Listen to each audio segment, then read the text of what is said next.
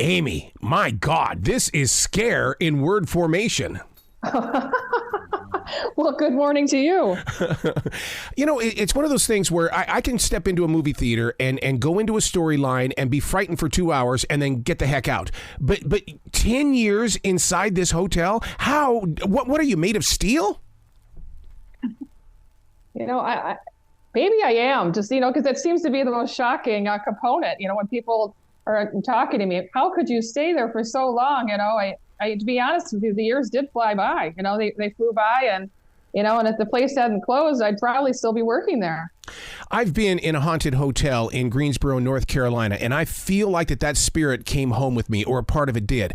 Are you visited? And especially when it came to putting these stories together, because you dive into this. Were you visited by people that stayed at the hotel? Now, are you referring to ghosts? Yes. I just wanted to make sure. Have I been visited by any ghosts from the hotel? Yeah. No. Really? No. Yeah. Wow, that shocks me so much, because it's almost like that you were chosen to be put there because you become the listener of what's going on, because 80 people in a 10-year span, that I've never heard of anything like that. Well, that number, I know it's a high number, but you have to understand, when I first started working there, we had 80 to 90 tenants, and they were elderly, they were in some cases sick, mentally ill, and that's a large chunk of the population of the people that were lost there during my time. Yeah. Now, listeners need to know that Netflix only did part of the story, that your book, Behind the Door, really goes into detail. Yeah, it sure does. And, I really hope that, people pick it up, just because, I talk about so many different things that occurred while I was there, and, stories of the tenants, things that happened, things that, I started writing down before I left the hotel, just because, there were just too many things happening there that just couldn't be forgotten.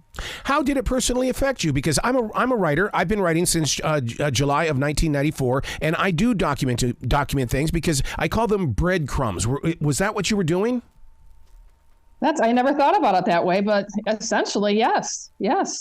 Writing down when things would happen. It would just be like, just write down a snippet, because I wouldn't need much to jog the memory, because, it was a pretty, probably a pretty interesting, crazy scenario as it was, so just jot it down, save it, and, come back a little later. Emotionally, to be around these 80 people that stayed there, I would build a relationship up with them. It's more than just a hello or, hey, how you doing? I would have a relationship with them. How did you deal with that?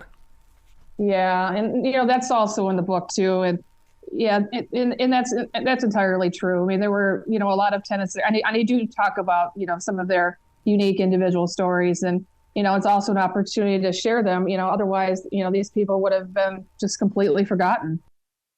Did you ever pick up on some of the vibe of 1927 when it was created? Because I have in my front yard is a piece of a building from Charlotte that was built in 1925, and I believe that has energy. Did you feel anything from the walls? Because they love to talk, those walls.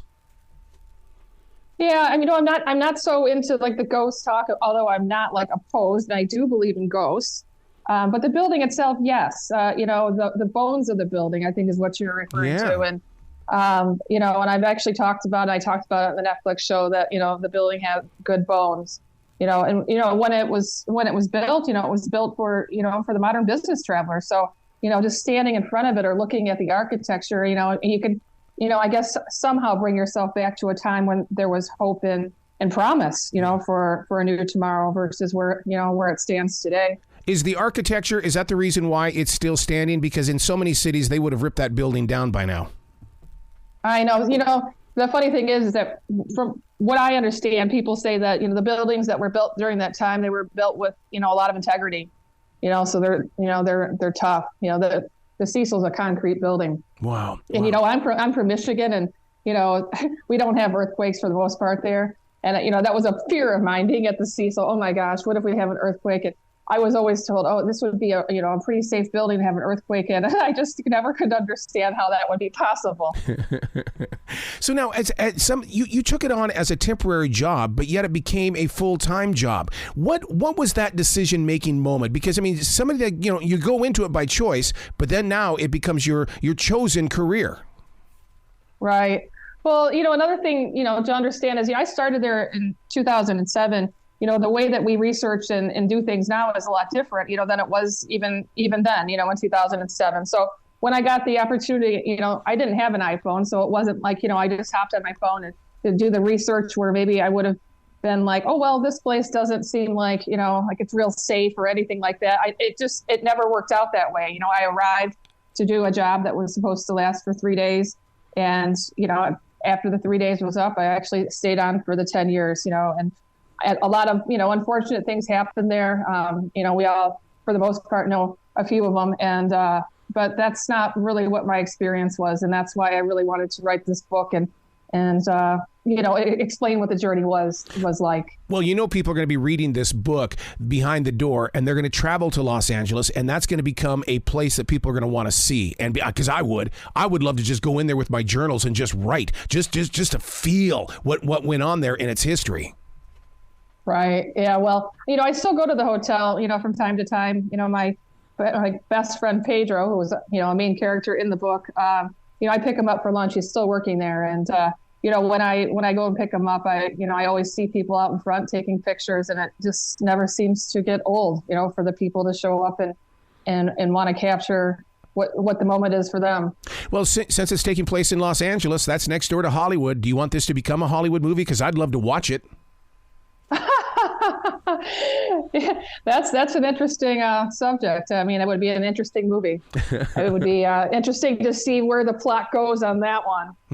One of the interesting things here is the fact that there was so much darkness around you during those 10 years, but yet there's humanity inside your mind, body, and soul. How did you keep those, separated and filled with peace? Because I'm just not the kind of person that gives up. I'm compassionate about what I do. I'm compassionate about, people and what I was doing, I felt really mattered, and the people that worked there, they mattered.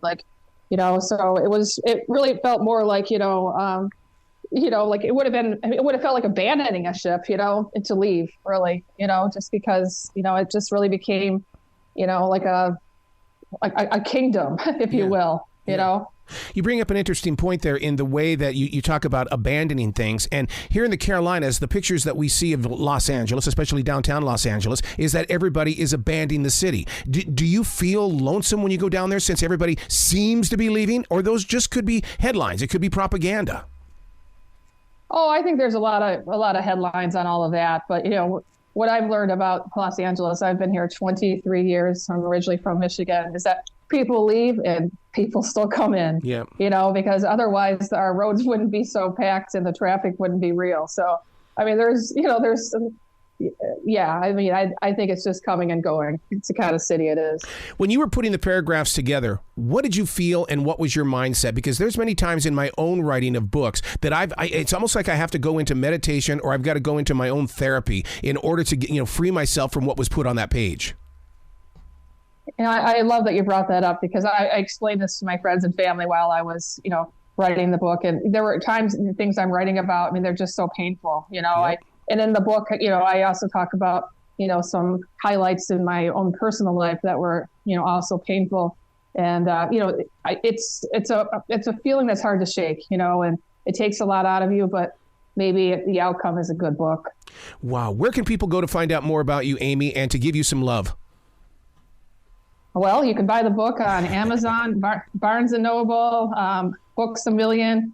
I have a website, amypricejewelry.com.